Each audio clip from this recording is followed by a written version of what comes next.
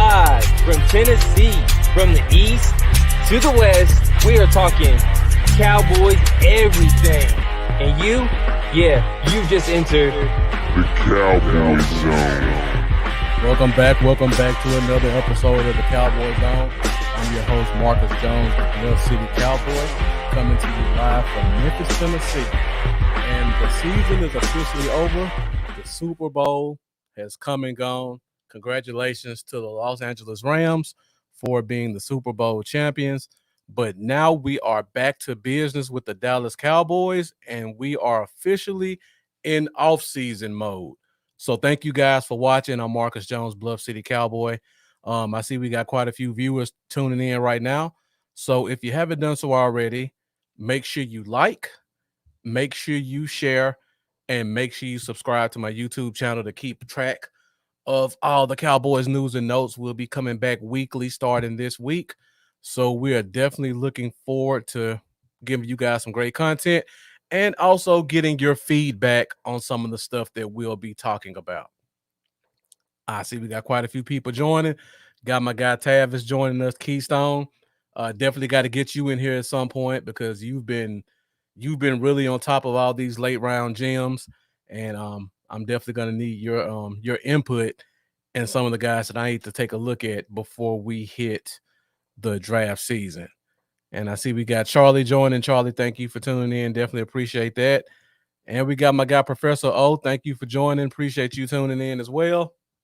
I know looking at the people who've commented so far, all three of you guys are big draft guys, just like me. So I know you guys are excited to dive into your top 100s, dive into your positions, dive into your late round gems. But we know how the Cowboys work. And I see I got my guy Mendoza join as well. Mendoza, thank you for tuning in. We all know how the Cowboys work. Our draft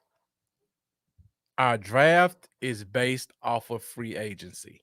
So we all know Dallas is going to first stockpile their own guys. Then they're going to do a little bit of dumpster diving to fill in some spots. And then once we get to that point, then we can get a very clear picture of where we think they're going to the draft.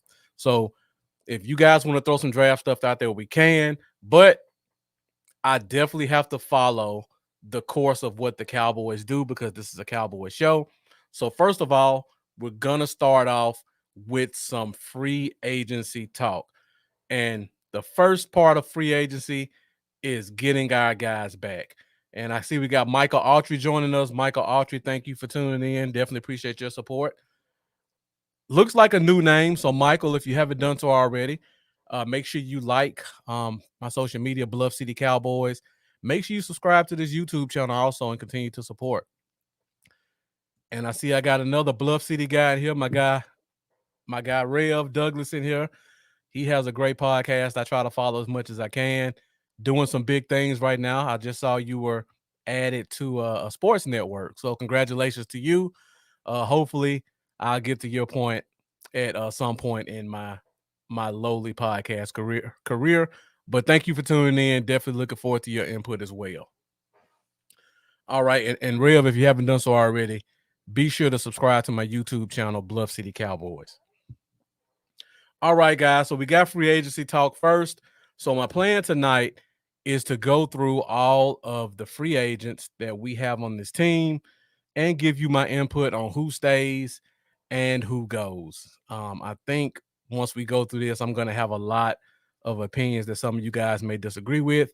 But at the Cowboy Zone, this is an open forum. So we definitely appreciate your input. And I'm not the type of person that's stuck in my ways. So if you guys make a good position as to why this guy will stay or go, I'm definitely looking forward to hearing it and definitely willing to change my position on it. But before we get to that point, we got to touch bases on some of the talk that's been coming out the past couple of weeks. And that is the keep or cut talk with Amari Cooper and with DeMarcus Lawrence. So, guys in the comments, let me know what you think about that one because I'm really conflicted on what I think the Cowboys will do. And surprisingly, I'm more conflicted on Amari Cooper than I am with DeMarcus Lawrence. I know for most people it's kind of backwards. But for me, I really don't know what they're going to do with either one of these guys. So real quick, before we dive into some free agency talk in general, let's go ahead and take a look at the contracts of these two guys, kind of talk about where they stand, and then see what you guys think about whether they stay or they go.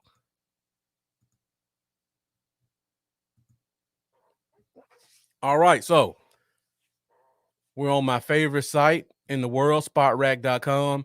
If you guys aren't familiar with this, if I'm looking for contract information, if I'm looking for free agents, projected market values, this is the place I go to get all that information.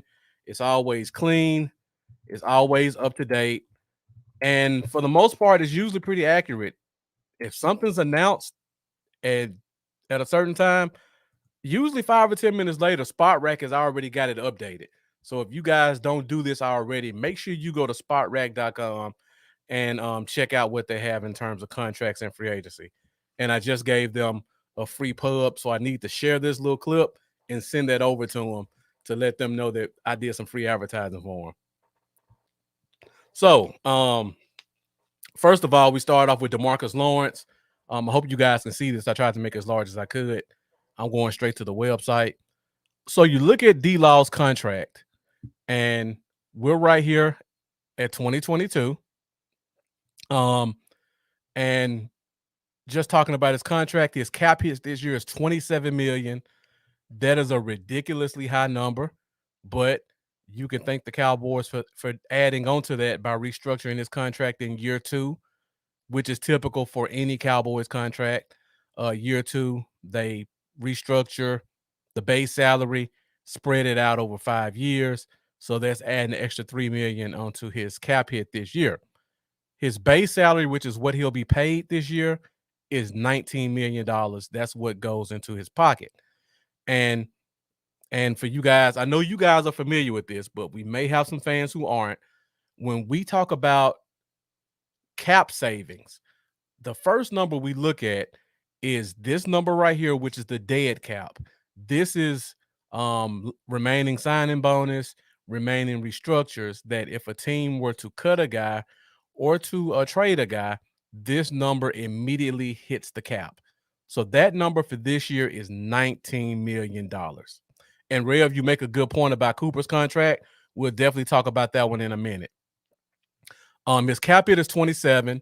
So if we were to cut him, that would mean we would save roughly $8 million. Technically, we still have the $19 million on the books, but we wouldn't have the $27 million cap hit. So that would be $8 million that we would save this year. The other option would be making him a post June 1 cut, which means that even if we don't wait till June 1 to cut him, we could cut him now, and then June 1, that'll open up some more money on the cap. The way that is determined is you look at anything between the base salary and the cap hit. This will be what touches the cap this year. So this year it will be signing bonus of $5 million, the restructure of $3 million. So his cap hit this year will be $8 million. But the money you would save would be the 27 because you let him go. So essentially you would be saving $19 million this year. But the downside to that is you look at this number underneath it, 11 million, we would take an $11 million cap hit next year and not have him on the team. So this year we save some money, but then next year we be allocating $11 million to a player that's not on the team. So some decisions to make for the Cowboys. I know my guy Dominique, who isn't here with us tonight, he's saying, along with a lot of Cowboys fans are saying, that you offer him just a pay cut in general, where you take this $19 million number and have him to reduce it to whatever amount you can come up with. Personally, I don't think he would do it. And for several reasons. Number one, He still has another year on his deal. So what would his incentive be to take a pay cut this year, and next year more than likely they're going to come back again to him? Number two, next year we can cut him outright and save $18 million. Once again, you take your $29 million cap hit minus the 11 dead cap, save 18. If he takes a pay cut this year, his agent and himself knowing we're more than likely going to cut him next year at 31 years old and save $18 million. So in D-Law's mind, he's thinking, why would I help you guys this year knowing that the business of football says you're more than likely going to cut me next year? So I'm just basically taking money out of my pocket now that I'll never be able to recover. So for those two reasons, I don't think he's going to take a pay cut. And this is where I get conflicted at, because just like Tavis said, we took a hit with Jalen last year. Nobody saw that coming, I don't think. I mean, we all know the main reason for it. His contract was guaranteed for injuries. We don't have that with D-Law this year. So next year, we could cut him at any time and save that money before the first of the year when his contract guarantees. But Jalen could have had a surgery to clean up his knee or whatever and wrote that into the time that his contract guaranteed for injury, and we were stuck with Jalen for another year. So I understand why Dallas did it with Jalen. They just took the hit. And Michael Archie says he's already done in the past. That's the thing, Michael. He didn't take a pay cut in the past. He just restructured his contract. So if you look at the 2020 year right here, 3, 6, 9, 12, 15, he reduced his contract by $15 million. Now, he still got paid that $15 million. He didn't take a pay cut. He just got his money up front, and the team was able to spread it out. It did not affect the money in his pocket. What people are talking about right now is saying taking that $19 million number down to 14. That's taking money out of his pocket that he'll never be able to recover. There are two different things between restructuring and pay cutting. I don't think he'll do it.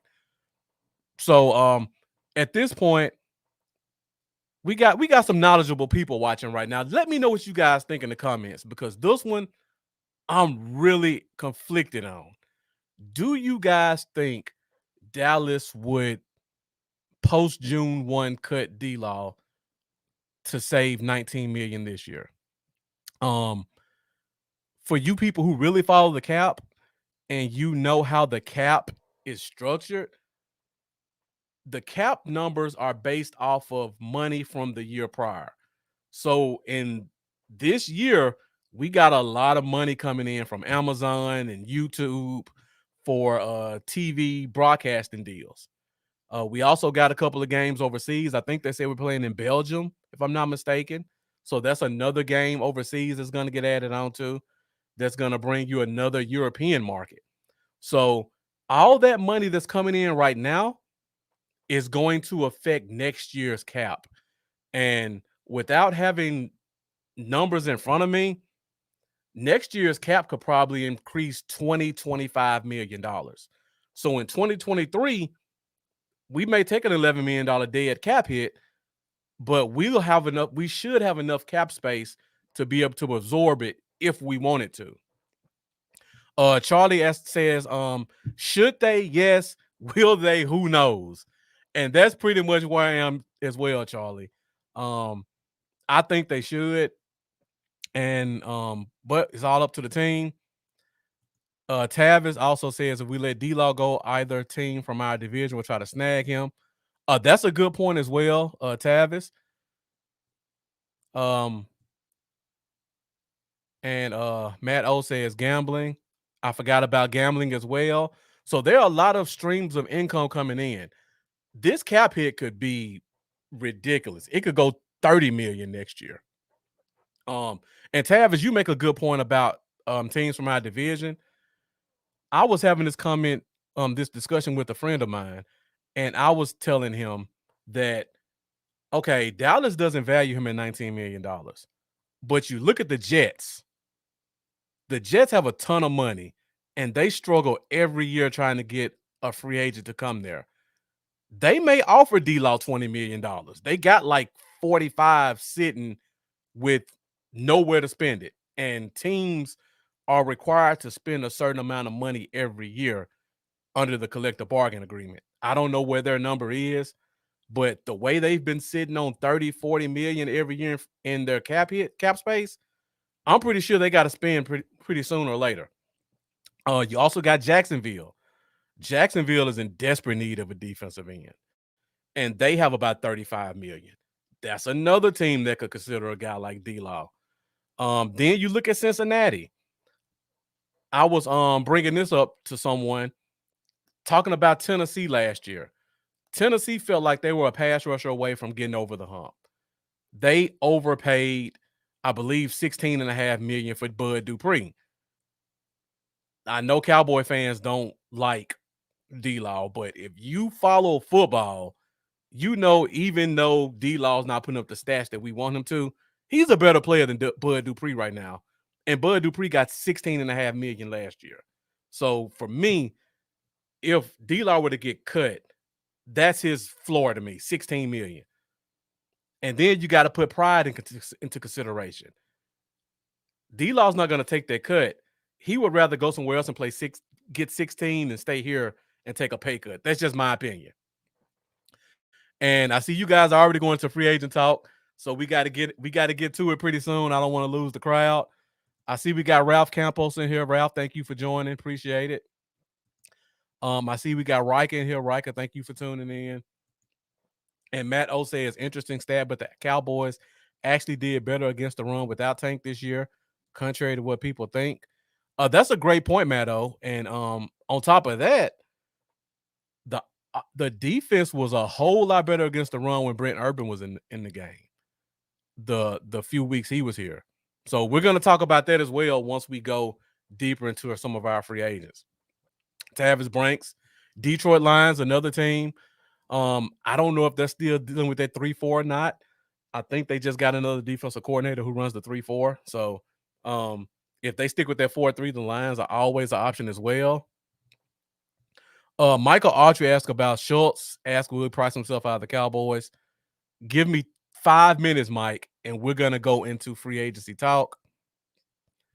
And I see we got Charlie and Matt hitting us with the acronyms and the statistics that you can only get from watching Professor O with the Star Gang and watching Charlie with Dallas Cowboys Uncensored.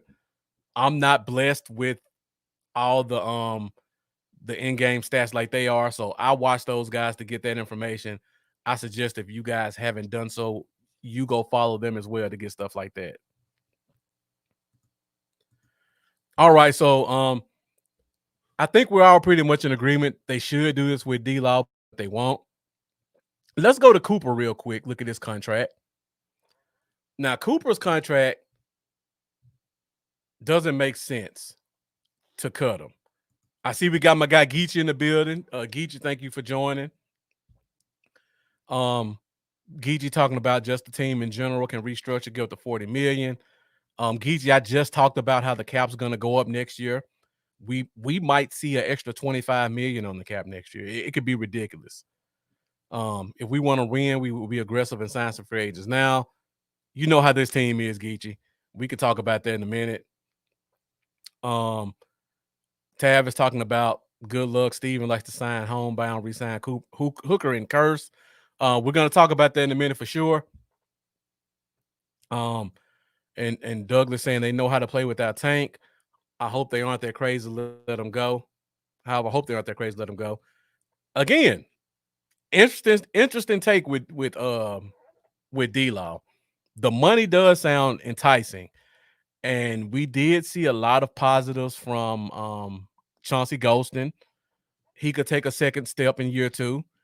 I mean, the kid played above what I expected with no offseason as a rookie. So you give him a full offseason and you give him some time in the weight room and on the playing field, he may come out this year and be a different player. I mean, we saw it. We saw it on the offensive side of the ball with Terrence Steele. So it's possible. He's a 3rd-round pick, so you know some talent is there, and it could only go up. So we have guys on the roster. We could use Brent Urban as a guy at left defensive end. Brent Urban's the type of guy who's a Swiss Army knife guy, can play across the line, very good against the run. Like I said before, the run game was a lot better when he was playing than when he wasn't. So that's another guy. If D-Law were to go, you could sign him for cheap. He can come fill in. Matt O, talking about one of my favorites, Dorrance Armstrong, a guy that doesn't get a lot of recognition, but he gets a lot of playing time. And when he does play well. He doesn't play to the point most fans want him to, but he's always somebody who's going to give you some solid production. And this year he gave us a few splash plays on special teams and on defense. So we go to Cooper now. And Cooper's contract is interesting. If you look at it, we're at 2022. Sorry for my screen for flickering. It's a computer issue. So his cap hit is $22 million. If we cut him or trade him, the dead cap is only $6 million. So we would save $6 million by cutting him or trading him. If we did a post June 1, you save 20. If that were the case, you probably just go ahead and cut him or trade him. We've been having some interesting side conversations about who would be interested in him. Of course, Washington would always be interested in him. You got teams like the Jets. He still has 3 years left on his deal at $20 million a year. It sounds like a lot to us, but in today's NFL, that's kind of the going rate for a top receiver. Once again, the cap's going to explode next year. So getting a guy for another team like for $20 million in Amari Cooper, that might make you give up a 2nd-round pick. So this one, even a 1st-round pick, honestly. So this one is interesting also. We're going to find out pretty quickly, because if you guys can look at the bottom of the screen right here, his salary fully guarantees on the 5th day of the league year. So what that tells us is they have to decide fast what they're going to do with him, because if they wait till past the 5th day of the league year, his contract fully guarantees, and then it's going to be almost impossible to cut him or trade him. So they have to make a decision fast on Coop.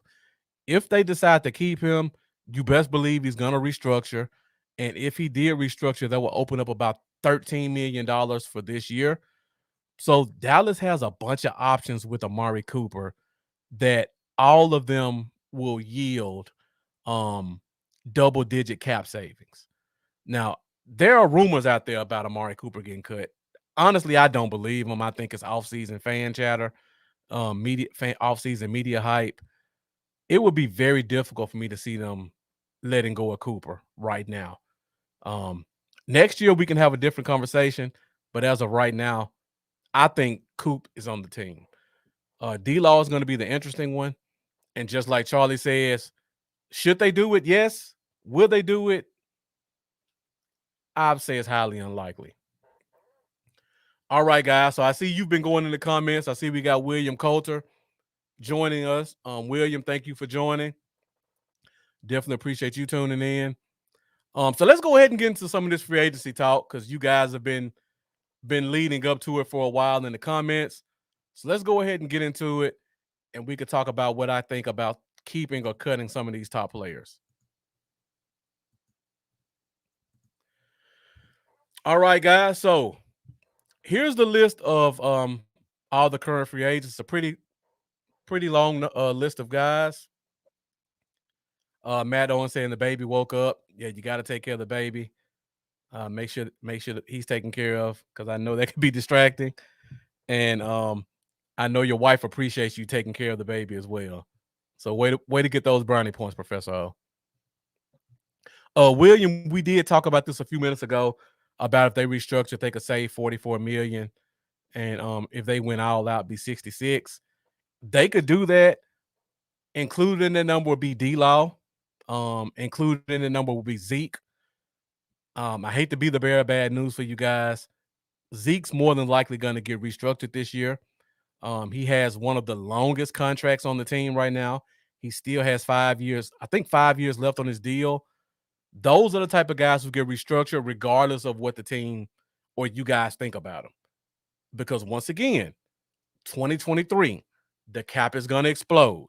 So if you do decide to cut a Zeke next year and take on some dead money, there should be more than enough cap space to absorb it, even if you restructure him this year. So look for a guy like Zeke to get restructured regardless. You know Dak's going to get restructured. If Cooper's here, he's going to get restructured. So those three by themselves will probably open up about $25 million. And then you can go not Crawford. You can go Tyron Smith, Zach Martin, Lyle Collins, D-Law, guys like that to get you to your 40 to 60 million. All right, guys. So we got the list right here. And Charlie, you've been saying it for a while. I've been saying it also. They did decide to do the other O-lineman instead of him. That's usually a kiss of death for a player when they have a contract that is able to be restructured when the team needs money and they don't do it. So that's one of those things that if you kind of read the tea leaves says he may be on his way out. I'm hoping they just restructure it this year because his deal was so team friendly in terms of a minimum signing bonus that you could do it this year or last year. So we'll see.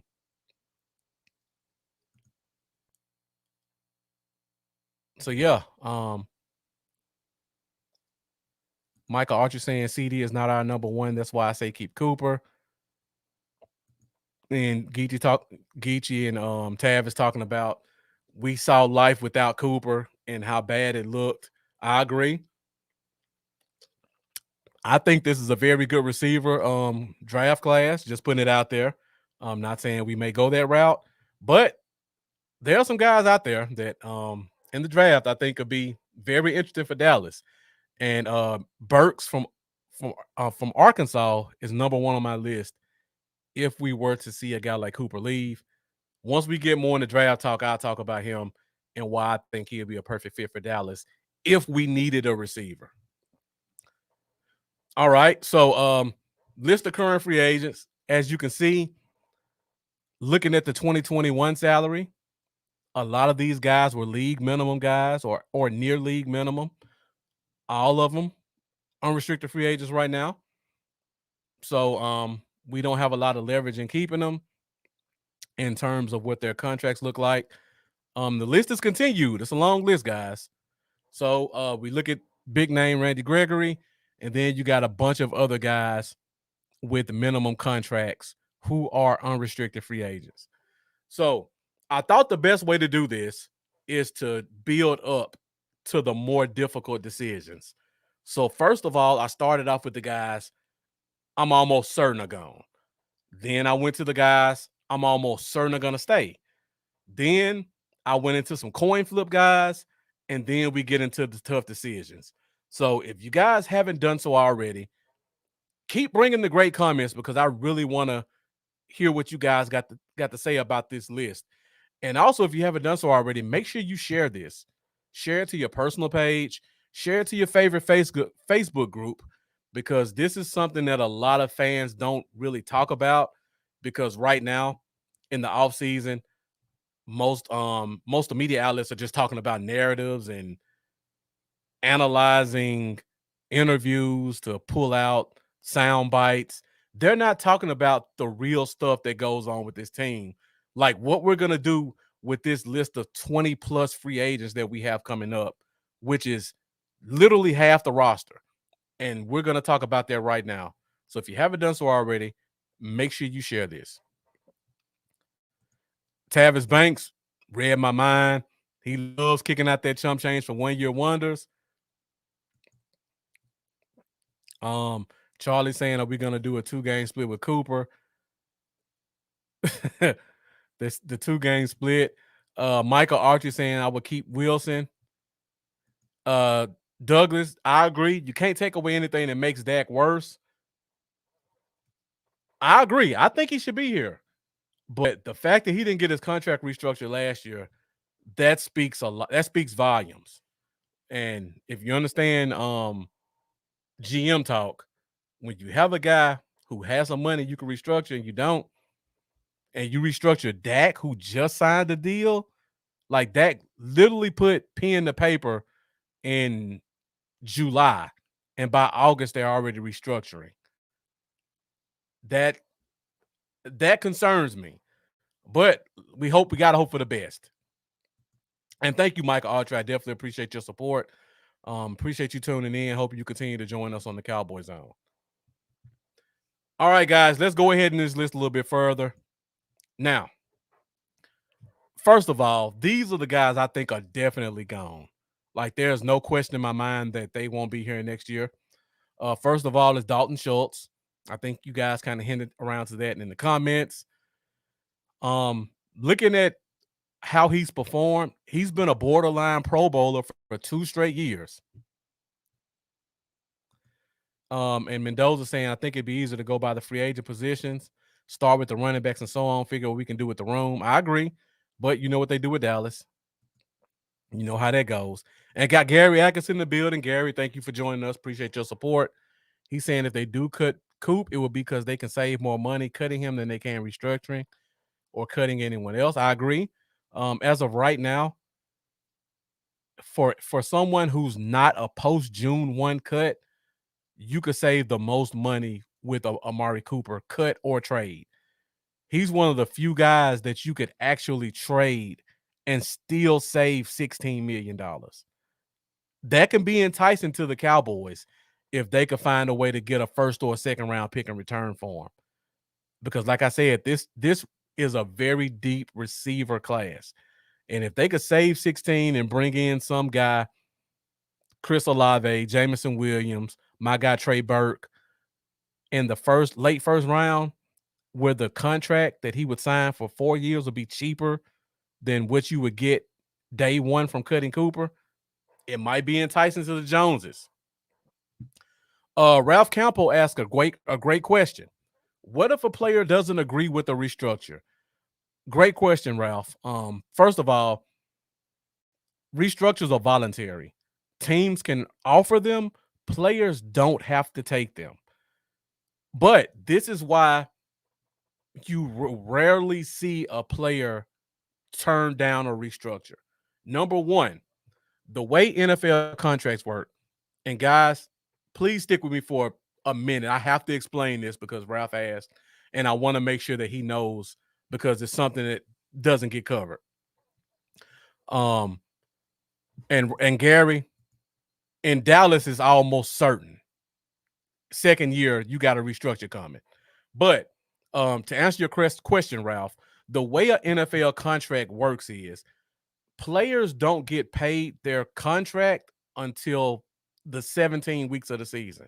So if you have a player who's making $17 million in the offseason, he's making the same $10,000 a week that the water or the guy at the bottom of the roster is making. As a veteran, he may get $5,000. The guy at the bottom of the roster may get $2,500. That's what they get paid during the offseason. He won't get that $17 million until week 1 of the season. When a player restructures, if he restructures in March, he's going to get a check for $16 million in March in his hands. He doesn't have to wait the whole season to play out to get his money. That's the first reason a player will not turn down a restructure. The second reason is because, like we talked about, when a team restructures, they're pushing their money down the road. And if they would decide to cut him the next year, that will put a massive cap hit on the team. So that player knows that if I do a restructure now, that almost guarantees me another year on the team because there's no way the average NFL team can afford to restructure my deal in year 1 and then cut me in year 2. The cap dump would be tremendous to the total cap space. So for those two reasons, a player normally won't turn down a restructure. Whether it's written in the contract, like Gary Atkinson said, or if the team comes to them and says it. Now, you'll hear them say in the media, the player they try to make it sound like he took a pay cut. That's not the case. They may say something like he lowered his cap hit. He did, but he got his money up front. He didn't take a pay cut. Tav is talking about Romeo Doubs out of Nevada. Baby Julio. I leave that one to you, Tav. I don't know if I call him Baby Julio, but I definitely see the talent. For me, I have concerns about wide receivers because sometimes they take a little bit longer to develop in the league. But I appreciate you giving me that name.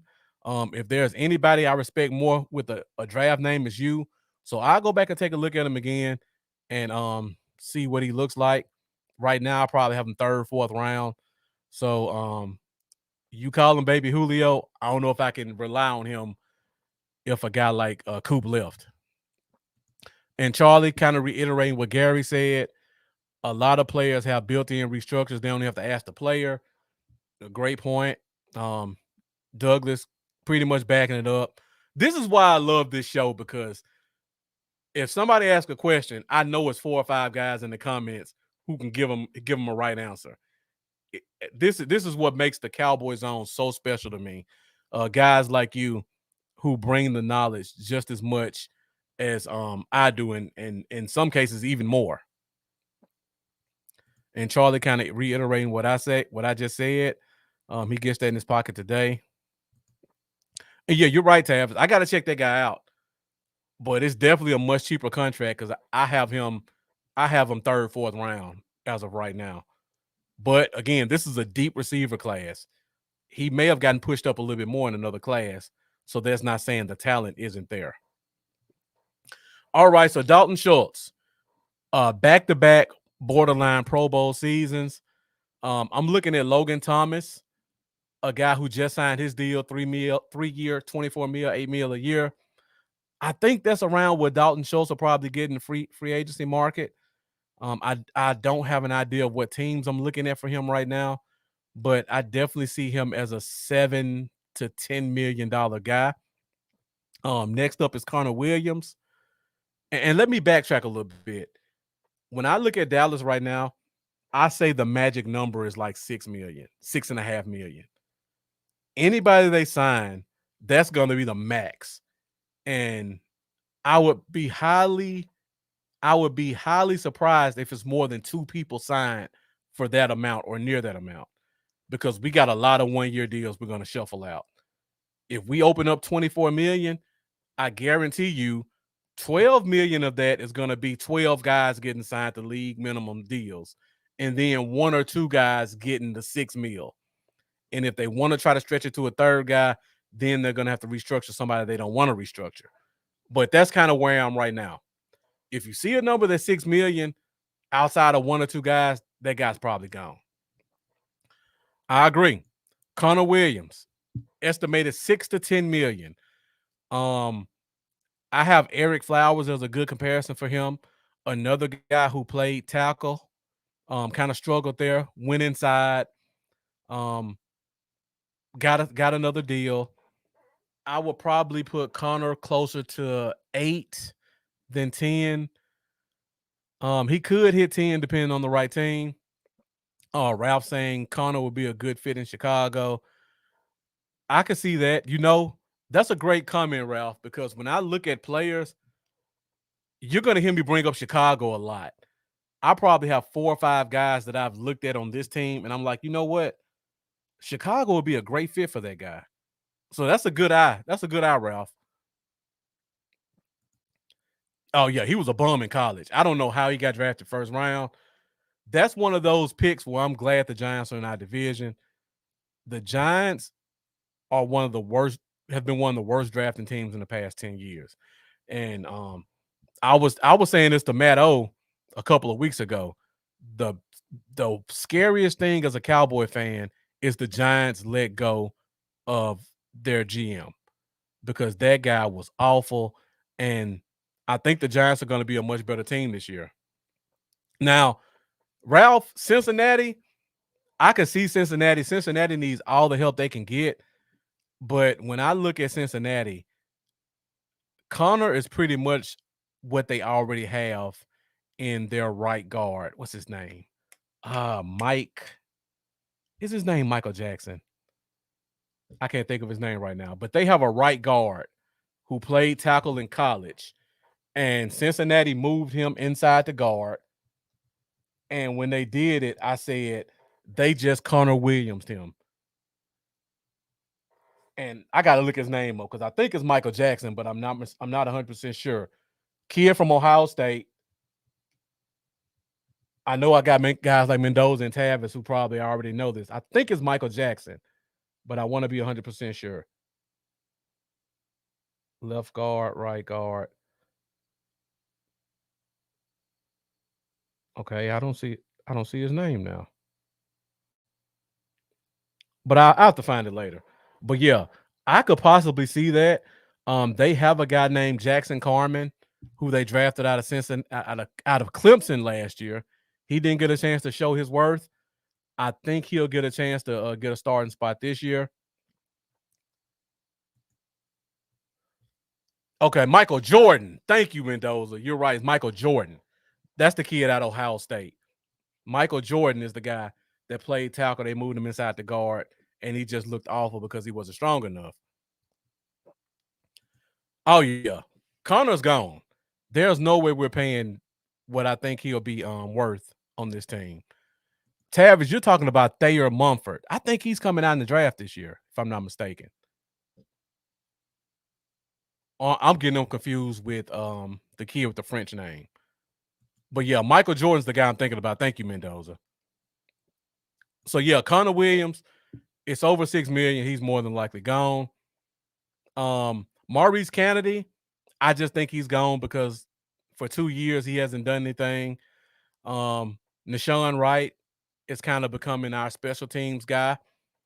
Kind of taking on all those spots that help push a guy like Cedric Wilson more in the offense. Helps replace what helps add on to what we have already with our other corner, who's Mr. All-World. And then the cornerback room is just full in general. I mean, we already got 4 guys who I think are legitimate NFL players. Then you got Kennedy. I mean, you got Wright, and you got the other guy. That's 6. We're probably gonna draft a guy late, so that'll be 7. And then we still have the guy that we haven't had a chance to see yet from I hate it when I come on the show and I go blank. The kid they moved to safety, and now they put him back at corner. We still haven't had a chance to see him yet.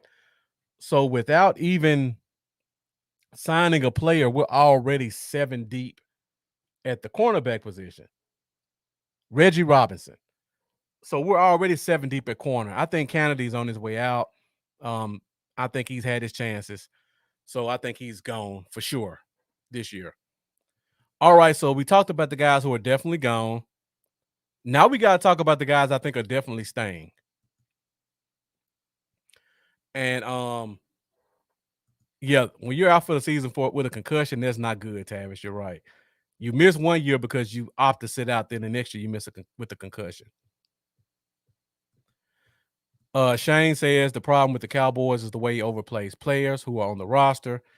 He overpaid several key guys before he had to overpay Dak. That's one of the reasons we're not active in free agency. You know, I agree. Some teams just work like that, though, Shane. It took Green Bay literally 20 years before they decided to open up the pocketbook and pay some guys outside of the locker room. Cincinnati's the same way. Cincinnati refuses to sign big name free agents, but they continue to overpay guys in-house. Certain teams just operate that way, and Dallas is just one of those teams. I don't know why I keep putting Justin Gifford. It's Luke Gifford. Mendoza, you know I got to put my guy Mitch Hyde in there. Clemson's finest. But regardless of what you think about him, Francis Bernard is an exclusive rights free agent. What that means is if the team offers him a contract, league minimum, he has to take it or he sits out the season. League minimum deal for him is probably 465, 565. So if that's a guy who's a special teams guy, he could possibly give you some defensive snaps. You got 90 positions to fill out in the offseason. Bring him in, see if he can make the team for league minimum. Same thing with Mitch Hyatt. I know people don't like to hear the name. I keep bringing him up. He's also an exclusive rights free agent. He's an offensive lineman. He's a former All-American in college.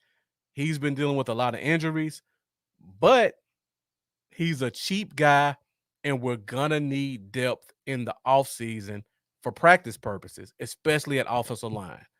So I think he's coming back. He's going to get a chance to prove himself during the offseason. He'll probably be a third-team offensive lineman, guard, tackle guy because he has that flexibility. Probably could play a little center as well. I think he comes back. That's not saying he'll be on the team in September, but for the offseason purposes, I think he signs a contract and I think he returns. Luke Gifford, thank you for that Mendoza and Tavis. He's a restricted free agent, which means the team can tender him based off of where he was drafted. He was an undrafted free agent, which means he's going to get the lowest tender possible, which is probably slightly above league minimum. If a team were to offer him a contract, Dallas has the right of refusal. So normally with guys like that, no team is going to offer him a deal because they know Dallas will probably match whatever his value is. So more than likely, Dallas will offer him a tender. He'll sign it, and he'll be a Cowboy next year.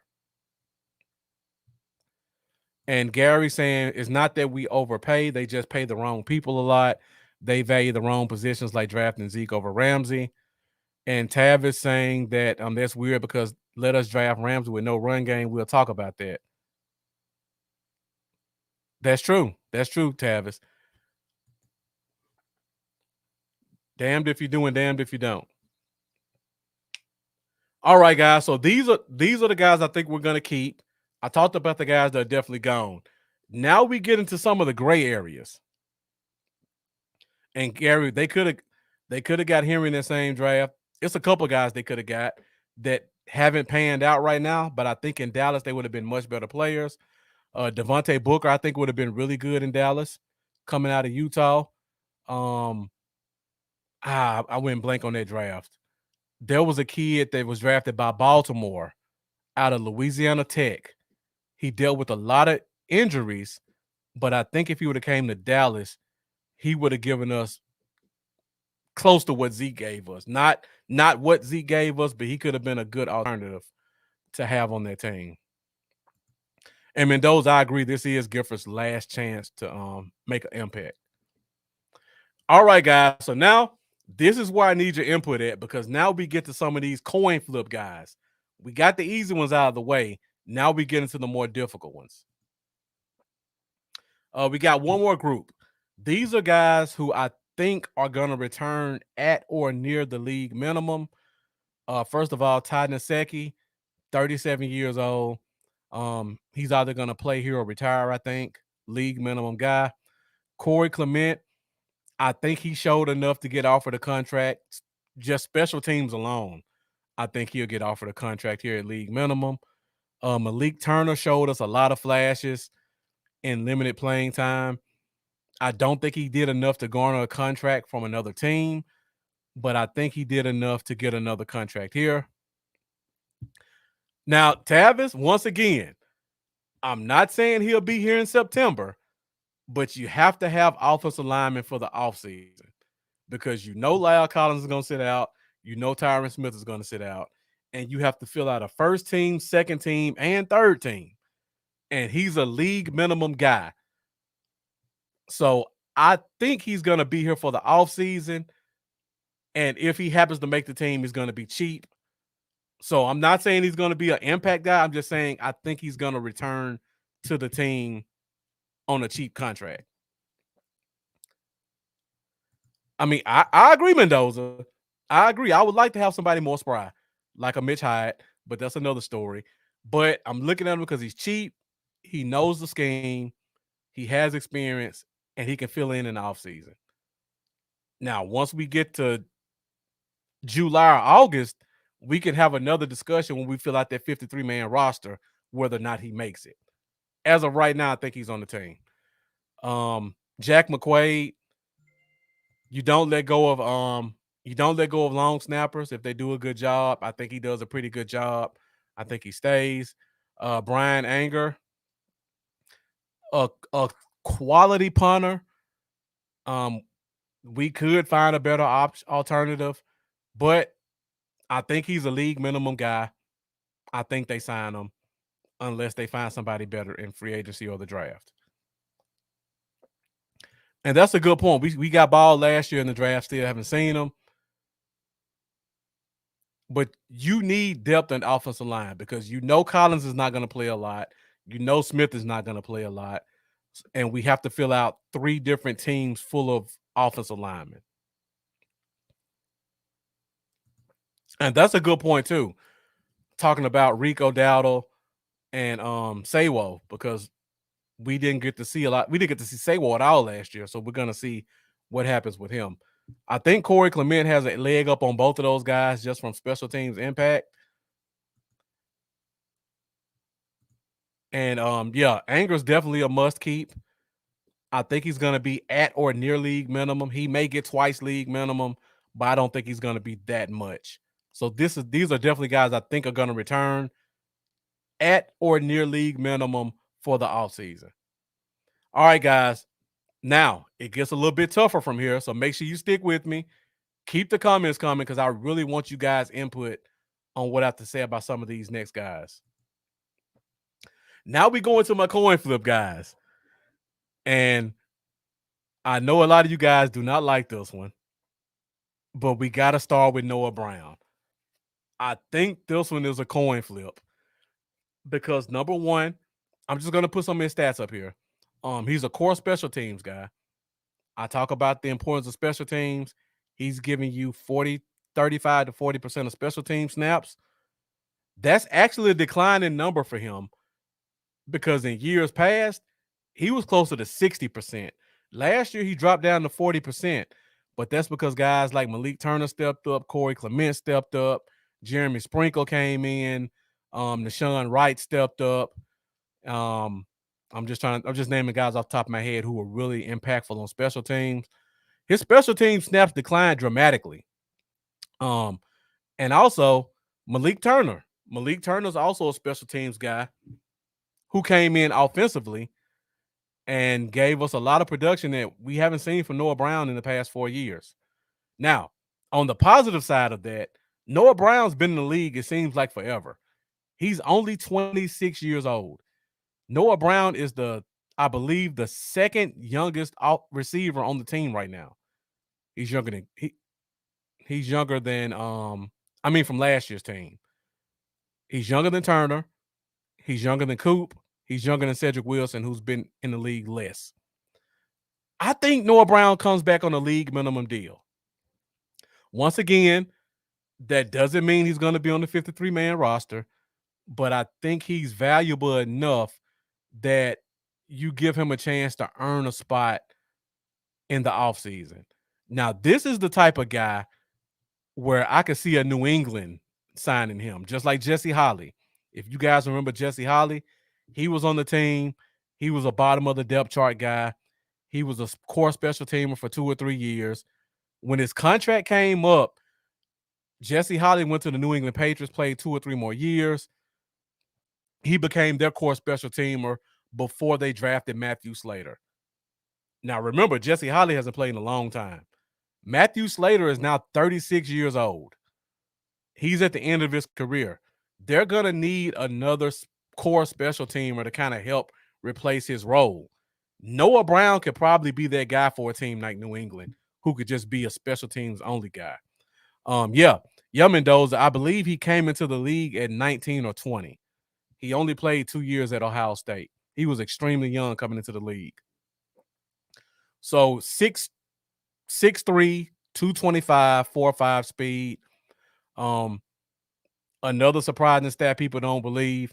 He's probably, based off 40 time, the second fastest receiver on the team. His 40 time was faster than Cedric Wilson's, and it was faster than CeeDee Lamb's. And he's 20 pounds heavier than both of them. So the guy has athleticism. He just can't put it together in Dallas. Gary, I agree.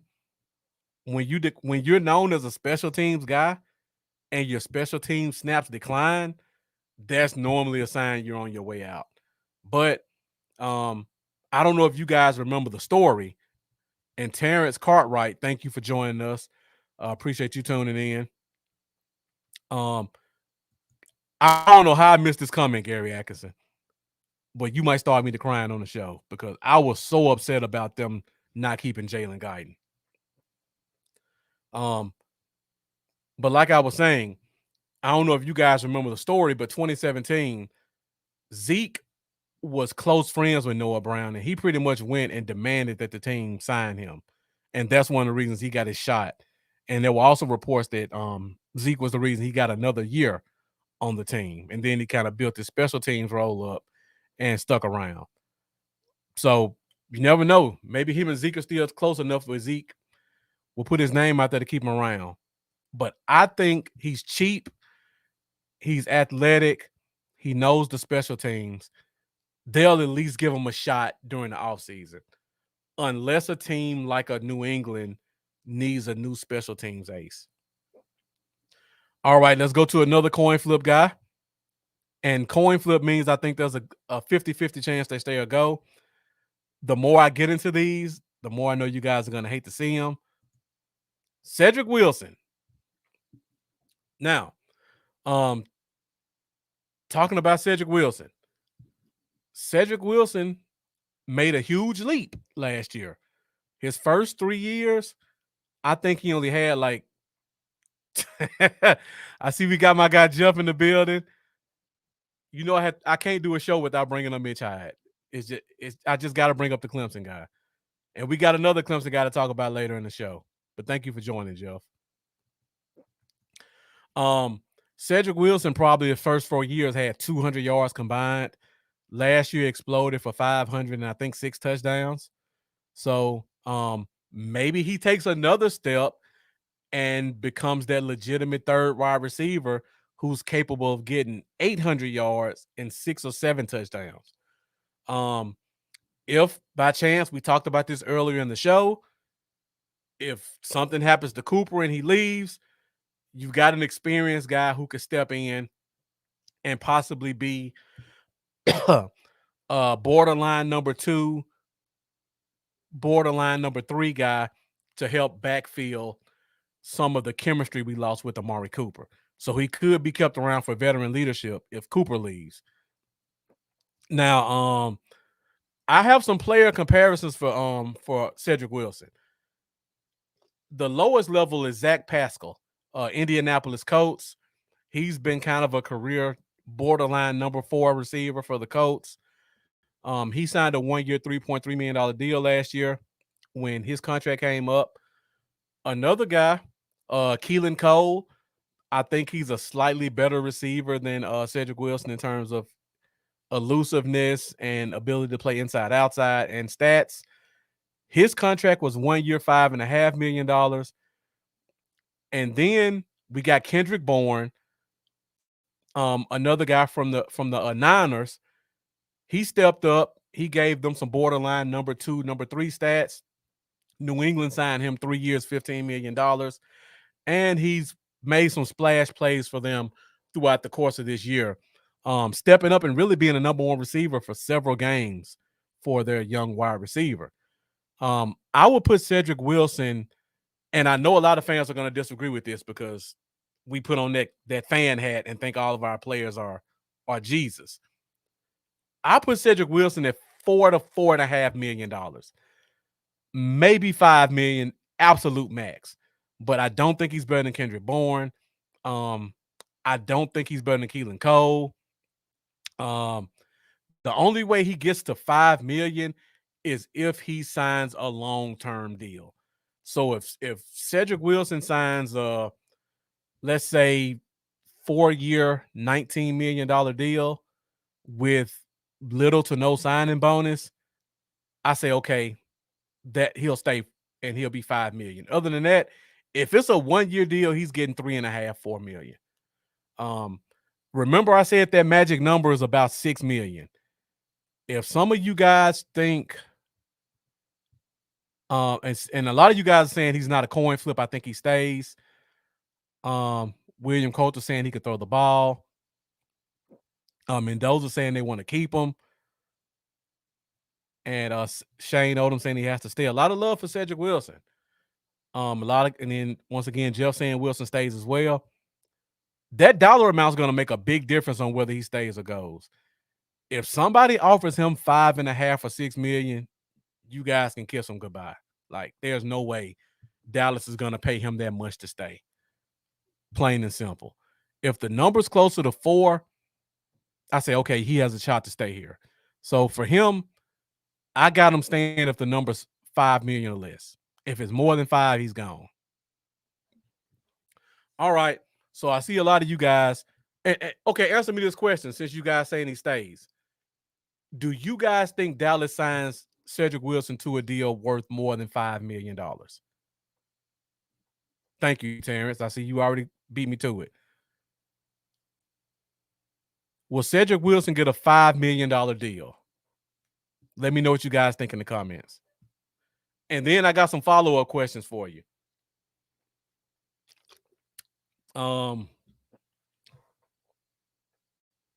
Because I want to throw some names out here.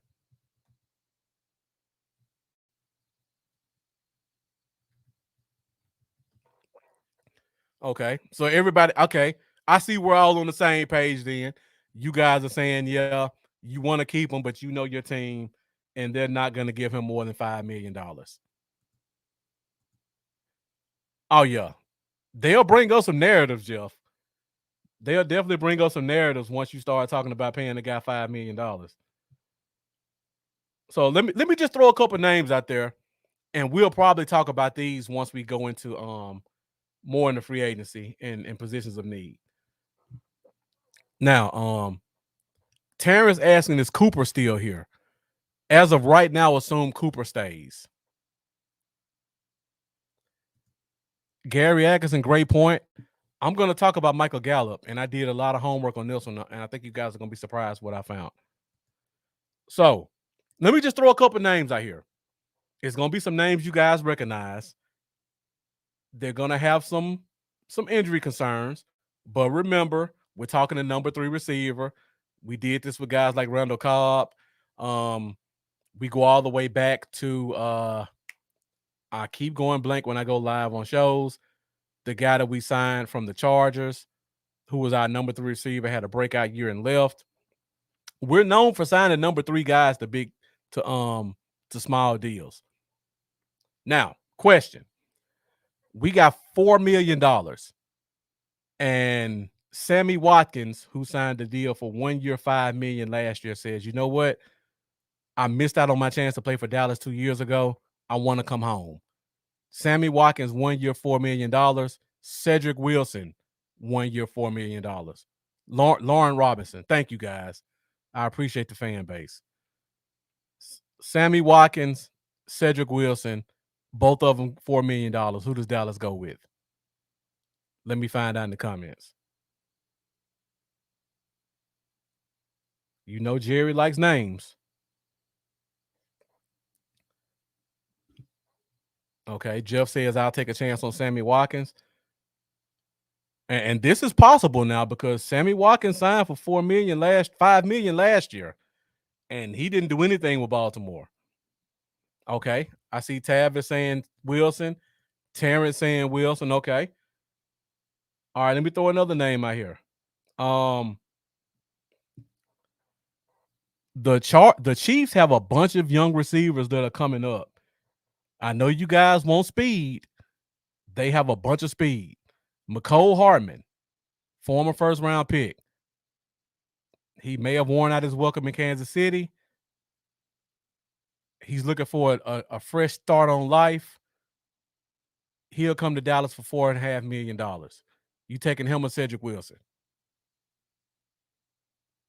Mecole Hardman, probably the same height and weight as Cedric Wilson, but a legit 4'3". You guys still won't say it? Let me know what you think in the comment. Mecole Hardman.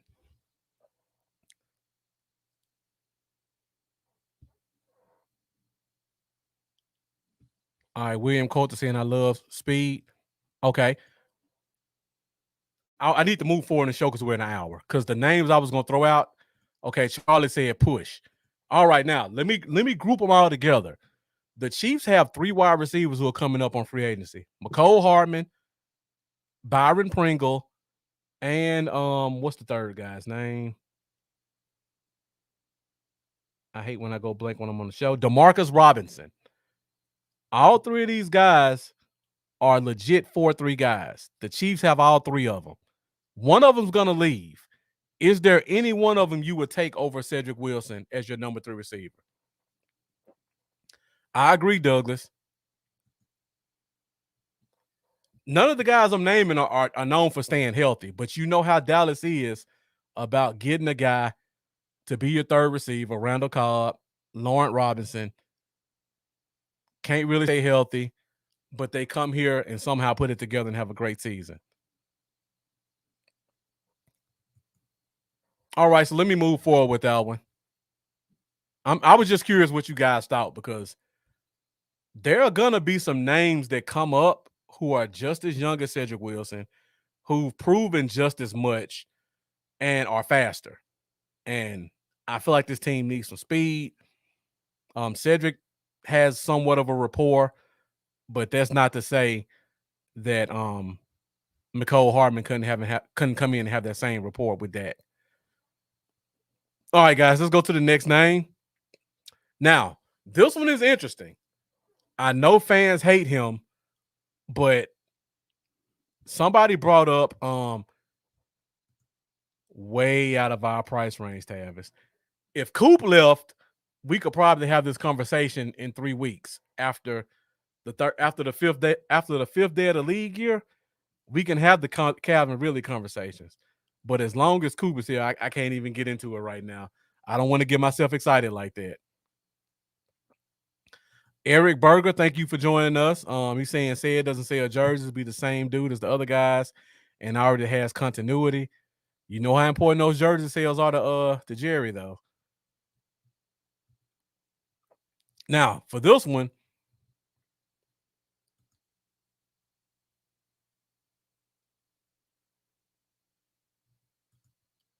yeah, Terrence CD was a 4.55 guy in the combine.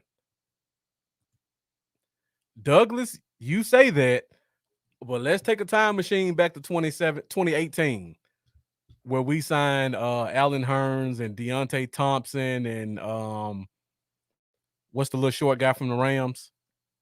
Austin. Those were a bunch of injury-prone guys that we brought in here and thought they were going to be the answer, and none of them were.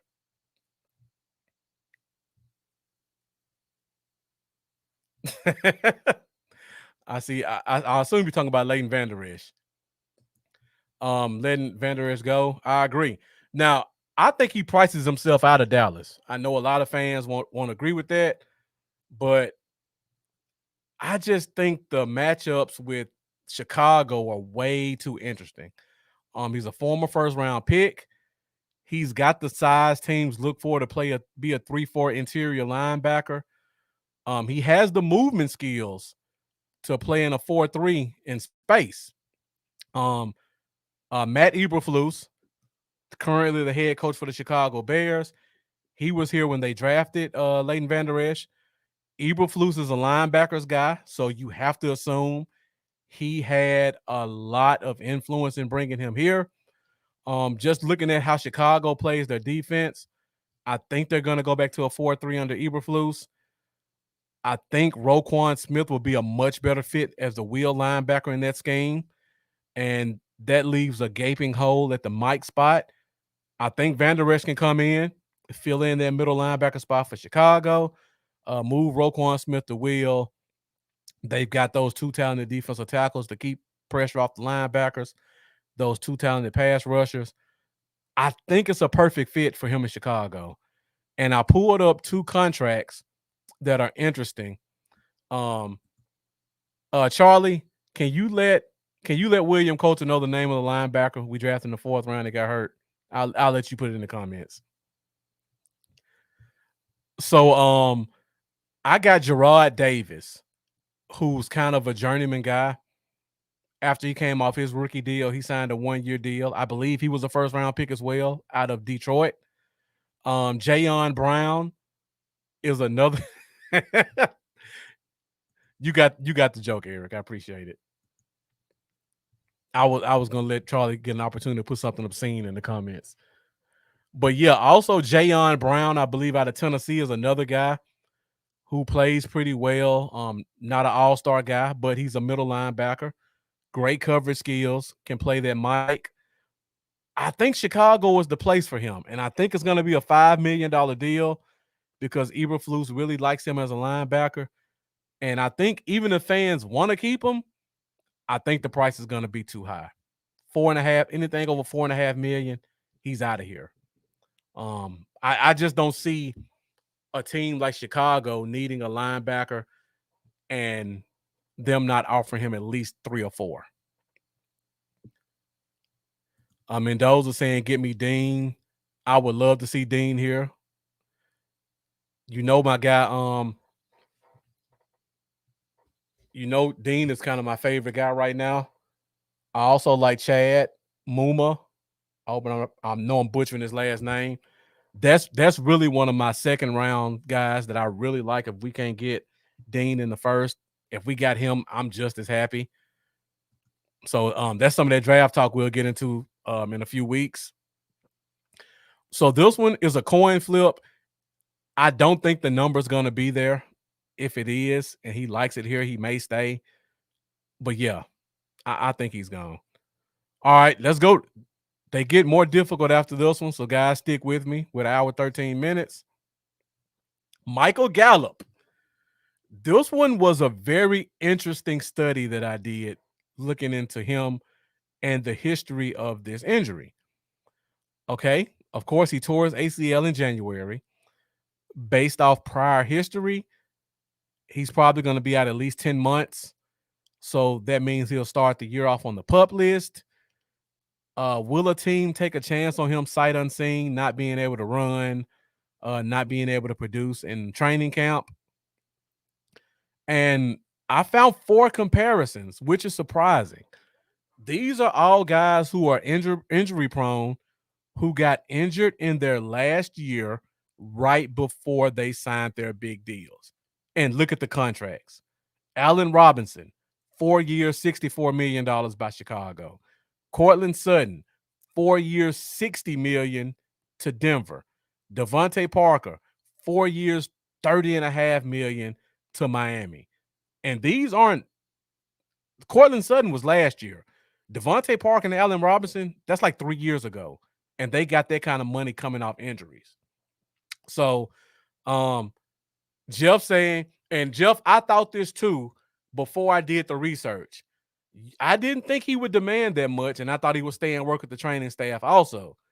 But if a team's offering you 12, 15 million, it's going to be hard to pass up because Dallas is offering him half that for 1 year. And Jeff, thank you for bringing this point up because it goes into my next point. Looking at the comparables. Now, all 3 of these guys tore their ACLs the year before they signed their contracts. And look at the 4-year statistics. Michael Gallup's right there with them. He has more receptions than Sutton. He has more receiving yards than all of them. He has more touchdowns than Sutton. Allen Robinson missed his entire year before, signed his deal.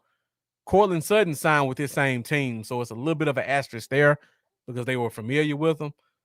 But if you compare him to Allen Robinson, who went from Jacksonville and signed with Chicago, they gave him 64 out the gate. And I say that because when I look at Chicago now, Allen Robinson's gone.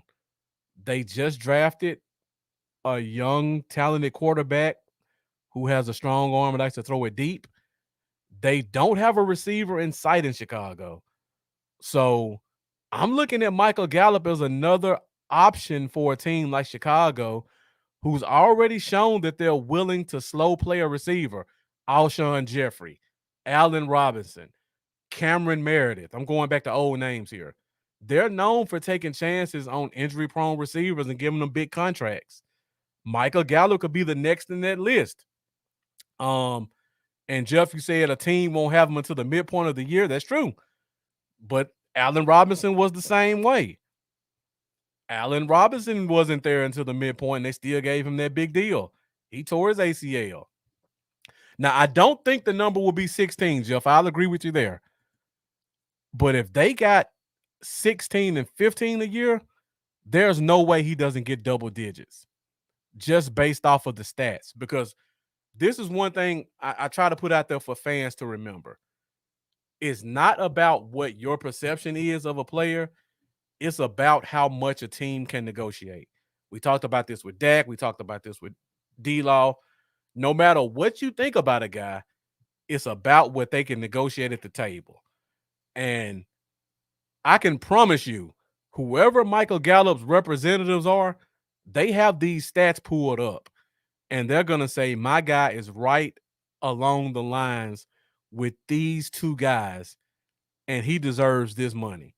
That's going to be their starting point, and it's going to go down from there. They're not starting at $5 million and going up. They're starting at 16 and going down. And I don't think they're going to end up going back that far. Tavis, I agree. But Chicago is bare at receiver. And they got to get that kid some help.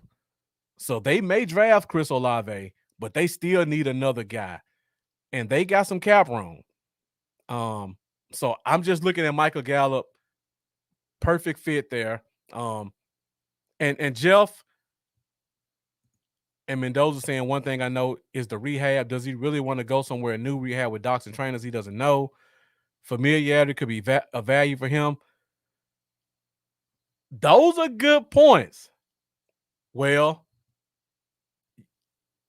is Sutton the number one, though? Is Sutton the number one? I don't know.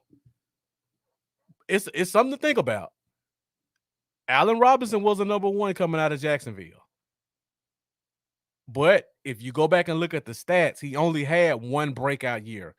And if I'm not mistaken, his breakout year wasn't that much better than Michael Gallup's best year. Let me see if I can pull it up really quick while I got you guys here. And just like Charlie said, for $15 million, I'm going. I can get to know the doctors and trainers somewhere else.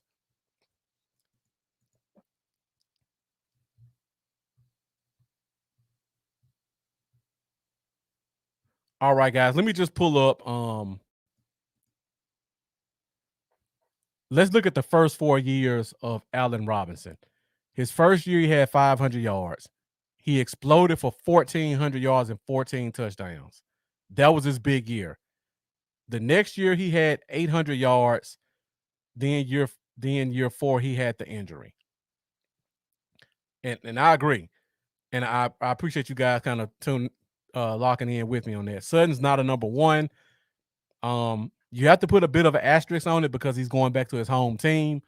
But again, he's a number 2 that got paid. So you look at Allen Robinson's first 4 years. I mean, you take away that 1,400-yard year, and these numbers are worse than Michael Gallup's. And we're calling him a number 1. So it's not that ridiculous to think that Michael Gallup could get that kind of money. I don't think he'll get 15. I want to say that. But those are the comparables. I think the number starts at 15 and goes down more than it starts at whatever and goes up. So let me ask you guys this question before we move on, because I see some people kind of saying, I think he stays. What do you guys think the number is for Michael Gallup? I'm curious about that. Before I did this research, I thought the number might be 7 million. 1 year, 7 million. Is that where you guys are? Because I'm just curious. Where do you guys think Michael Gallup's number was before you saw this? And did this change your perception of what you think the number is going to be? I agree the number is going to keep him under 15, Eric, but we're starting at 15 and going down. We're not starting like Tavis is. We're not starting at 9 and going up, I don't think. And I had it at 7. Jeff has 9 to 10. So Jeff, you brought up the point. You says, where's your comment at? About a team won't have him until the midpoint of the year. Now, you just said he gets 9 to 10 million. Knowing what you know about Dallas, do you think they're going to pay him $9 to $10 million a year and he won't even be there for a third of the season? I don't even think that's in the cards. I would say 7, 8, but that's a stretch with this team. Because once again, we can go get a McCole Hardman for $4.5 million. We can get a Byron Pringle for $3 million. We could go get a Sammy Watkins for $4 million. These guys have injury concerns too, but they're not gonna come in and you're gonna miss half the season like Michael Gallup. So do you want to take a chance with Sammy Watkins for 4? Or do you want to get Michael Gallup at 8 and for a fact he's missing a third of the year? So for that reason, I think Michael Gallup's gone. I think he's going to price himself out. All right, guys, let me go to the next guy. We're at 1 hour, 20 minutes. Thank you guys for the great dialogue. Once again, I thought this would be an hour show. You guys have really pushed it forward, and the views have stayed steady. William Coulter, great point, and I can't argue with this. Jerry keeps his draft picks and overpays them. Like always, I'll be shocked if he leaves. I mean, based off of Cowboys history, I can't argue with that. He does have a tendency to overpay his guys, and we'll see. But I think Michael Gallup will be a tough pill to swallow. Yeah, some team will overpay for him, Rev. And I'm looking at Chicago at number 1. I'm also looking at Oakland because Oakland just signed a new coach. They just got the OC from New England. So they're going to revamp that offense. And they don't really have any weapons outside. So I'm looking at a team like Oakland to get in play for them. And then, of course, Tavis, the Jets can't give away money. And they don't have a true outside receiving threat. All of their receivers are slot guys. So that's another team you could look for. Mendoza, I was going to say Ravens, but I have a tendency to put players with the Ravens too much. So I didn't want to say the Ravens, but I definitely think the Ravens would be a good option for him. They definitely need a deep threat guy who can go up and make 50-50 ball catches. I like Hollywood Brown, but he's more of a boom or bust. It's going to be 1 boom and 4 bust. He can't really make anything happen for himself. And they need somebody on the other side who can kind of take some pressure off of him. And if it's one-on-one, you can throw it up and let him make a play on it. And they should have some money in play as well. So those are some of the options. All right, guys, we're at 1 hour, 25 minutes. Let's keep going through the list. We got a couple more names to go through before we get out of here. William Coulter says Bateman I forgot about Bateman. They drafted him. We'll see about Bateman. The jury's still out on him. But you're right. As of right now, he is kind of penciled in as their number 1. But he's still a young guy. He missed a lot of the season this year. So there's still a lot to be desired there. Solid rookie season, though. Solid rookie season. All right, let's go to the next one. Now we started to get it. We started to get more interesting now because now we got DeMonte KZ. He had a solid year. He was coming off an Achilles injury. That's one of the reasons we got him so cheap. I think his market's going to increase. He has some quality snaps. He made a couple of big plays on the ball. He could play free or strong. I think there's a chance he could price himself out of Dallas. I look at his comparables. I got Justin Burris at $4 million a year. I got Anthony Harris at $4 million a year. So I'm putting his market value probably at $3.5 to $4 million a year. Yeah, his angling is suspect, Tavis. He does have a tendency to Superman at receivers and running backs, where he just dives head first and throws his arms out and hopes for the best. Jeff saying KZ gone and we keep Hooker. You kind of moving ahead on me, Jeff, but I appreciate the thoughts, knowing we're on the same page. Charlie saying I think he's gone also. Terrence saying he's gone. Well, good news for you guys. I think he prices himself out. I think he's gone too. I think the number's going to get closer to 4, and we have other options at safety who I think are going to be a lot cheaper. The Black Jeff Heath. That's a good one, Tavis. William saying he's going to stay with Quinn. That's his guy.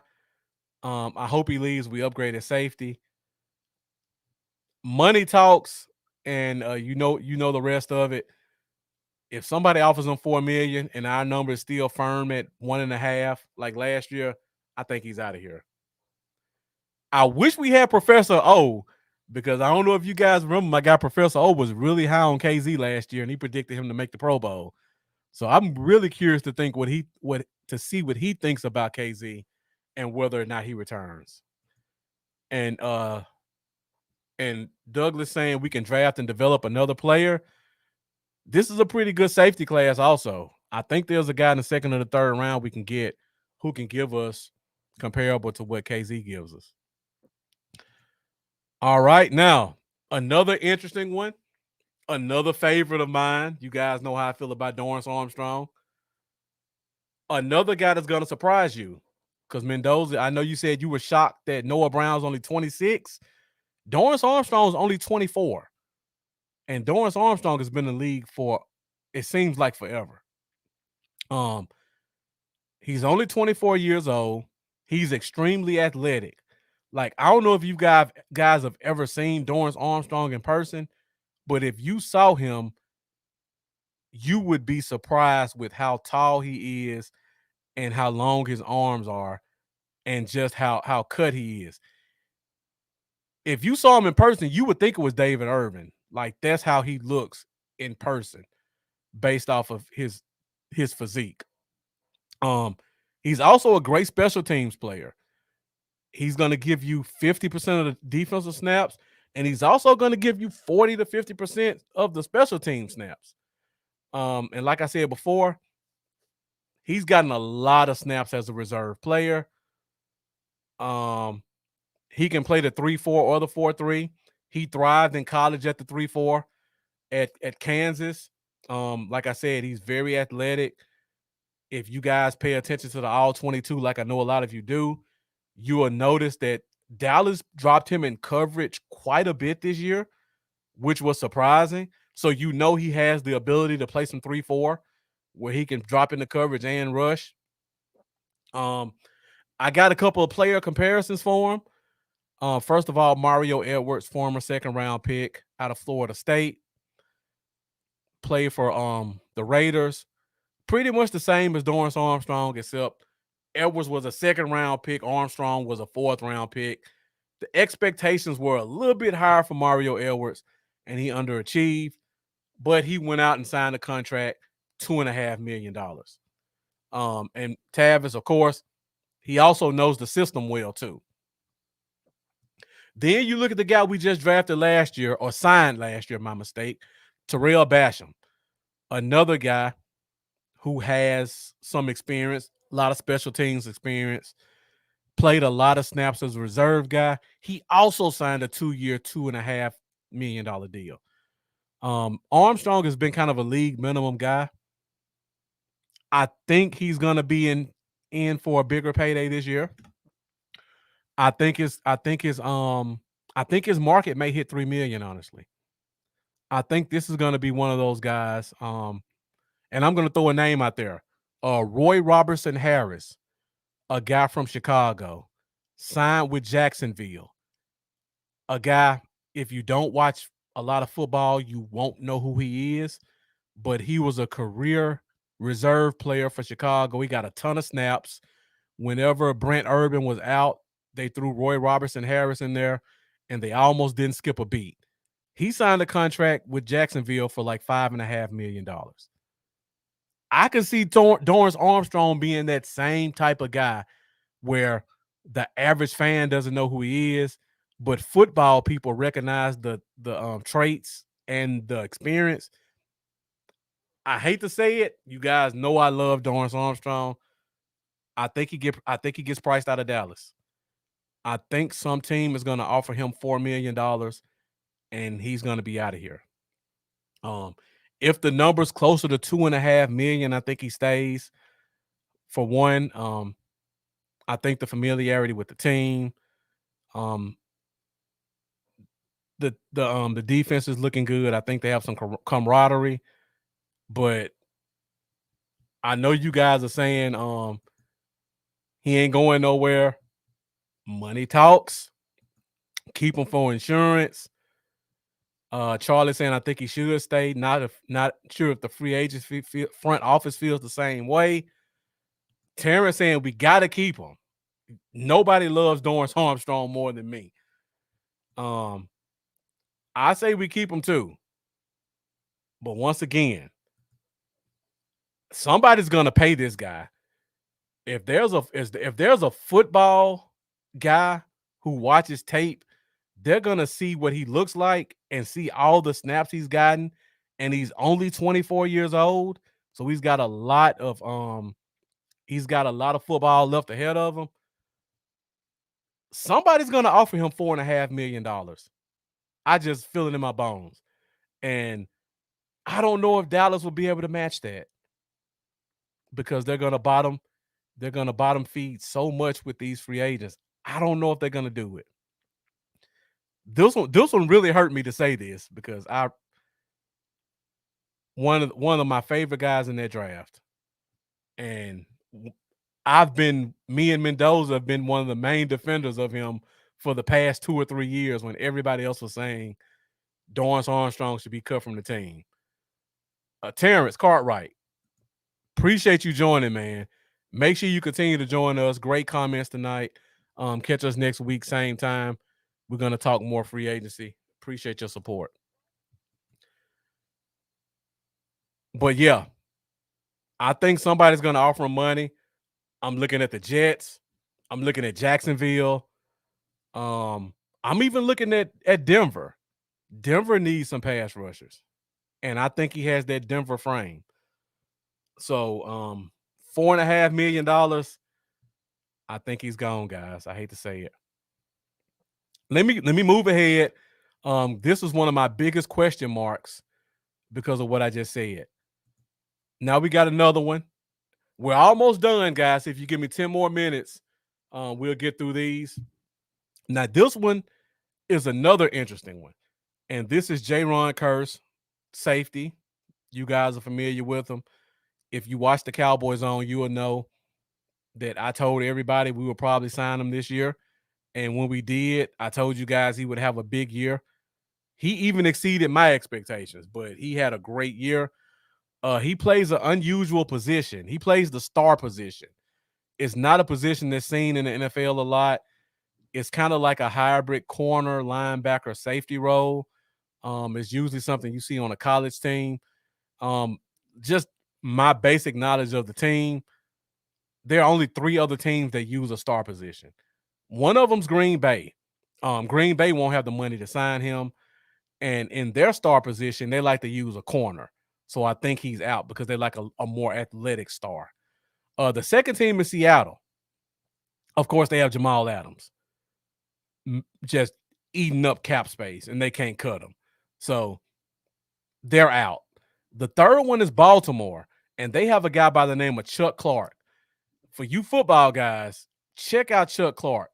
Chuck Clark plays everything for Baltimore. He may line up at inside corner, outside corner, wheel, free, strong.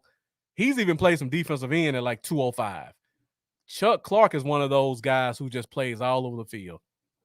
So I look at player comparisons, and these are the two best ones I could find. Of course, I just talked about Chuck Clark for Baltimore.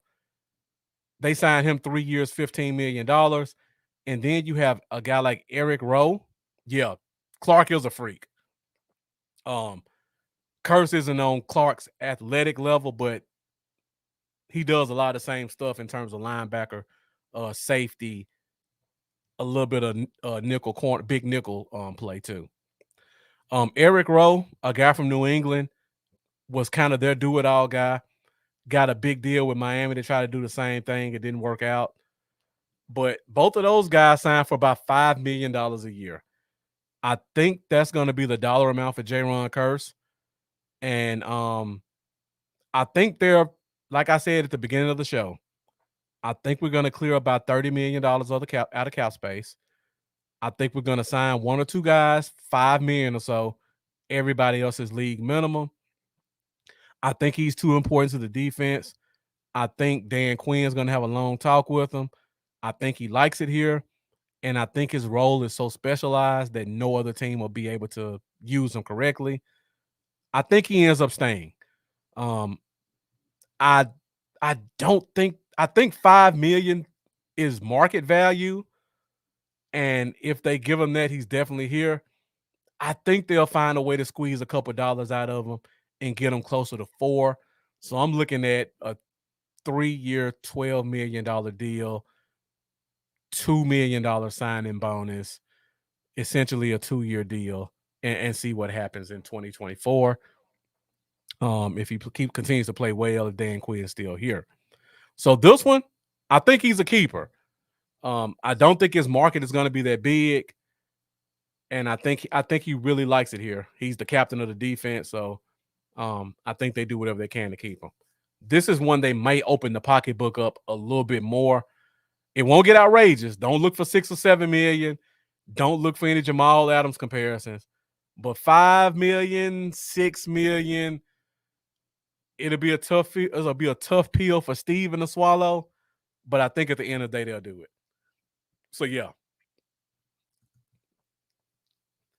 Yeah, Michael Archer saying keep him for the low.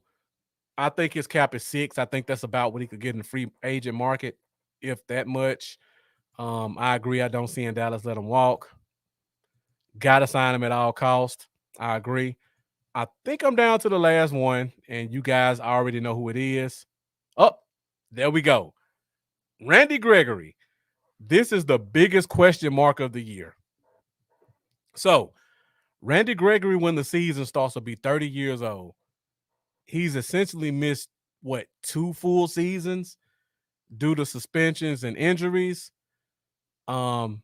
Despite all the years he's played and how much fans love him, his best season, he's only had 6.5 sacks.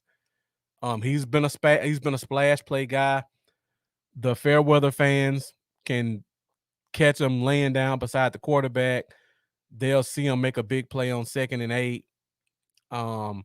But the run game, he leaves a lot to be desired. And he's had some injury concerns. So it's not a lot of good tape out there on Randy Gregory. So I found these, and yeah, Mendoza, you're right. And Dorrance Armstrong just had 5 sacks this year, 5.5 sacks this year. That's why I think Dorrance Armstrong is probably gone. He's younger. He's probably more athletic, if you believe that. And he has a higher upside.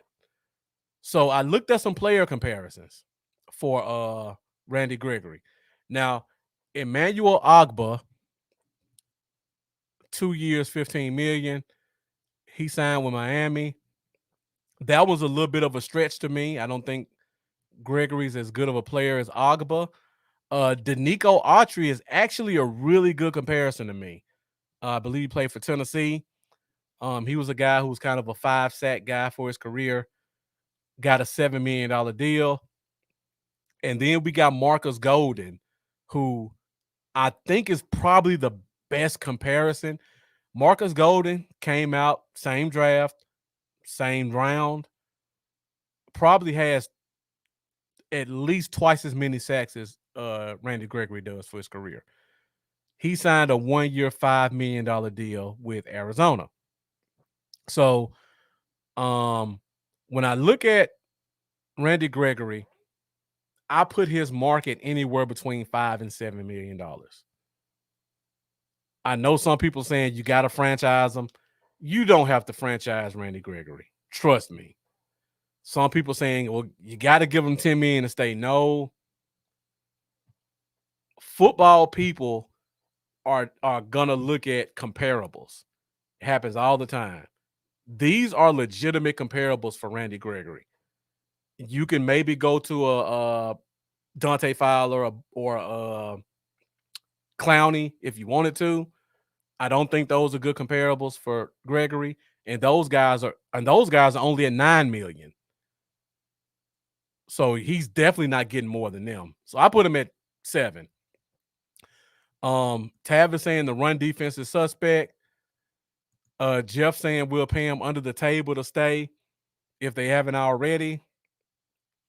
He's Michael Autry saying he should take an in-house deal because Jerry trusted him. And Charlie saying if he asked for too much, I'll let him walk. 100% agree. And then Charlie follows it up with, I don't think he will ask for too much. The only thing that could happen is if a team goes all in on him and overpay him. If that happens, you let him walk. This is what I think happens with Randy Gregory.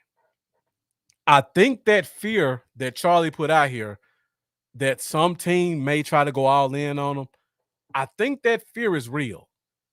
But at the same time, we have one of the best negotiators in the game in Jerry Jones. Randy Gregory is going to be the poster boy for his free agency. I think the day that free agency is open, Jerry's going to offer him an above market deal, which I think is $6.5 million. I think he takes it. It's probably going to be 3 years, $20 million, $3 or $4 million signing bonus, low cap hit this year. Next year, if you want to cut him, you can. If you want to keep him, the price is cheap. Year 3, he's probably gone. So I see Randy Gregory finishing his career out in Dallas.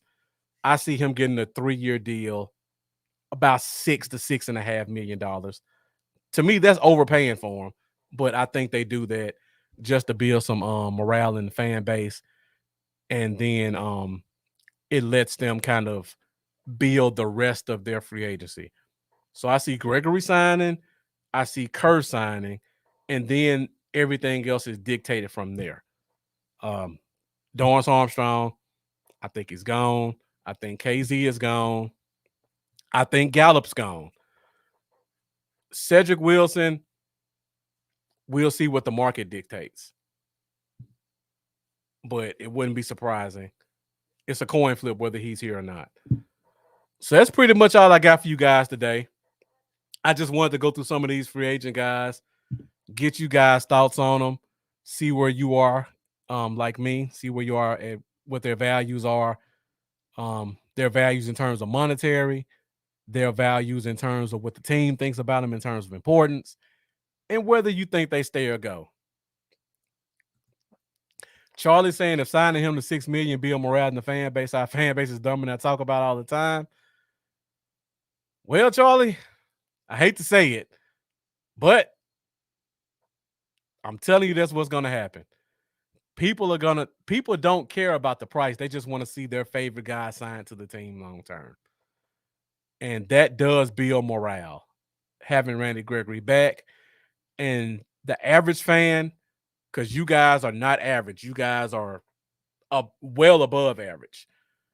The average fan is going to say, we got him for a discount at $6 million because they think he's worth 10. But we all know that's right at or slightly above what his real market value is. So the average fan is going to be jumping up and down saying, we got Gregory for under $10 million. but we all know better. So now, just talking about the rest of the offseason, now that we kind of have an idea of who we think will stay or go, next week, I'm going to come back with my 5 biggest positions of need.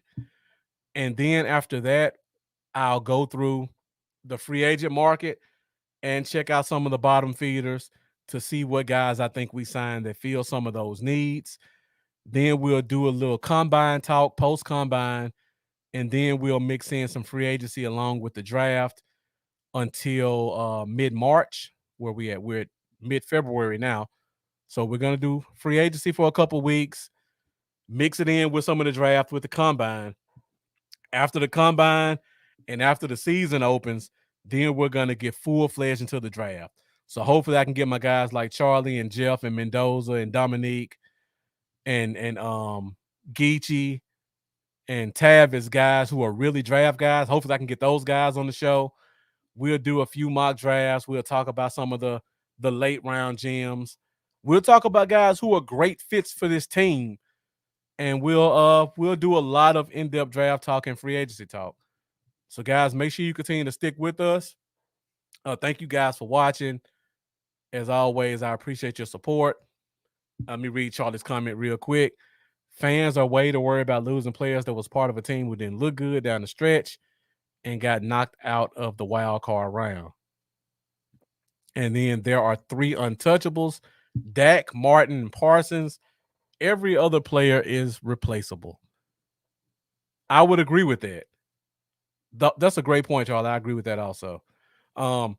Speaking of that, before we go, there were some rumors out, and I hate talking rumors, but Charlie opened it up. There were some rumors out about Kyler Murray saying one of his demands is he wants to see his boy CeeDee Lamb back on the sidelines with him. How do you guys feel about that? And if that were true, what do you think the compensation should be to make a deal like that happen? So before I get out of here, let me get you guys' thoughts on that. You guys dead set on keeping CeeDee Lamb at all costs? I know it depends a lot on Coop. Assume Coop stays and the Cardinals offer you a first and a third for Lamb. Coop's here, first and a third for Lamb. How you feeling? I'll take a couple of comments and then we'll close this thing out. Jeff saying laugh in Kyler's face. Let me get a few comments before we get out of here. I think I'm going to start going back to Thursday night soon, but I'll probably do Wednesday for another week or so. So until then, be sure to join us next week, 8:30 Central Standard Time for the Cowboy Zone. Next week, I'll be doing my 5 positions of need based off of what we think is going to happen in free agency. And then after that, we'll talk about some of the guys I think will be available to fill those needs. All right, Jeff says Lamb stays. Let me know what you guys think before I get out of here. Be sure to catch us next week, 8:30 Central Standard Time for the Cowboy Zone. If you haven't done so already, make sure you like, make sure you subscribe, make sure you share. You can find me on Facebook at Bluff City Cowboys. You can find me on Instagram, Bluff City Cowboys. You can find me on Twitter at Bluff Cowboys. And you can find me on YouTube at Bluff City Cowboys. I'm still hanging around the 200 mark for my subscribers. So if you guys can help me get to the next plateau, I definitely appreciate it. Once again, appreciate all you guys' support. Charlie saying first and a third, maybe I want a player. Mendoza saying I need multiple first. Remember, they want him allegedly. That's a good point, Mendoza. If you want him, you got to pay for him. I agree. Now, Jeff, you say Lamb stays. See, you beat me to it because I was about to say, what if it was a first, a third, and Andy Isabella? How you feel about that? Because I think Kirk might be a free agent this year, if I'm not mistaken. So that's another guy. We talk about Cedric Wilson. Kirk might be another guy talking back on that. that might be available for $4 or $5 million that you can bring in over a Cedric Wilson. But Jeff, first, third, Andy Isabella. You still sticking with Lamb? But I agree, Mendoza, because we had this discussion in our private chat. CeeDee Lamb still has 3 full years of control. That's valuable to a team, that you have 2 more years of cheap contract, and then you have the 5th year option, which is relatively expensive, but for the caliber of player you're getting, who's capable of 1,100 yards and 7 touchdowns, it'll be more than worth it. Lokes 44 asking about another Cowboy Dale video. Lambo's got a lot going on right now. He's working like 80-hour weeks, but I'm gonna try to get him to make a video. I don't know if he'll be able to join within the next month, but I'll see if I can get him to make a video at some point. It'll probably be a combine video, so be sure to look for that. Combine's coming up in a couple of weeks. I'll try to get Cowboy Dale to give us a combine video that we can play. So Lokes 44, thank you for bringing that comment up, and be sure to come back and look for that video. Hopefully I can get him to do it. And Charlie saying he can actually ask for a new contract after this year. If they are smart, they would do it and not wait and end up paying more like they did with Coop and Dak. That's a great point, Charlie. Just because they have cheap control over him doesn't mean necessarily that he's going to be cheap for 3 years. And Zach Martin and D-Law, of course. But yeah, so definitely something to think about. So I think that's pretty much it. Next week, like I said, I'm going to talk about my 5 positions of need. So I'll be posting around social media to get you guys input on what you think are some of the 5 positions of need based off of what we talked about tonight and some of the positions I think will be gone. So I'll be getting that and I'll compile it. And then we'll do a little bit more free agency talk as we round into draft season. I know a lot of guys are already hitting the draft up pretty hard, but I have to follow what this team does. I don't want to throw a bunch of names out there in the draft knowing full well that, for example, we all love, I don't want to say the trigger names. I'll say it. We all love Linderbaum, Tyler Linderbaum, the center. If Dallas signs Billy Price, which is a name you're going to hear me bring up quite a bit, if they sign Billy Price and they keep Tyler Biadasz and they keep Mac Farniok, you could pretty much wipe Linderbaum off your draft boards. That's just one example. So be sure to stick with me and continue to watch, continue to subscribe, continue to follow. Thank you guys for watching, and hopefully I'll see you next week. You guys have a good week. I'll see you at 8:30 Central Standard Time next week for another episode of the Cowboy Zone.